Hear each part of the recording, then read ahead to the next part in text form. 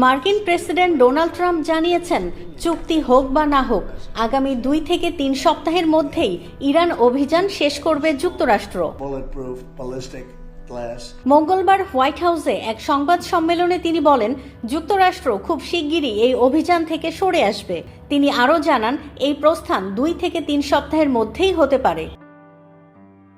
যুক্তরাষ্ট্রের operation epic Fury সমাপ্ত করার ক্ষেত্রে ইরানের সঙ্গে সফল কূটনীতির শর্ত কিনা এমন প্রশ্নের জবাবে ট্রাম্প বলেন, বিষয়টি এমন নয়। তিনি জানান, ইরানের সঙ্গে কোনো চুক্তি করা জরুরি নয় এবং তাদের সঙ্গে কোনো ধরনের চুক্তির প্রয়োজনও নেই।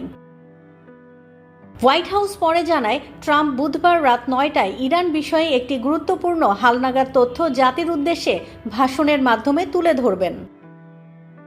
এর আগে ওয়াশিংটন সামরিক অভিযান আরও জোরদারের হুমকি দিয়েছিল।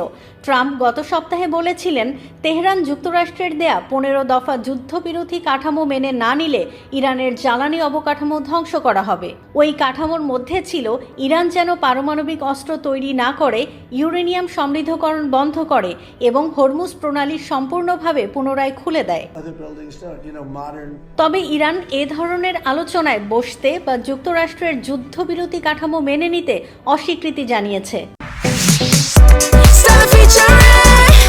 Next level, well done, side by side, fridge.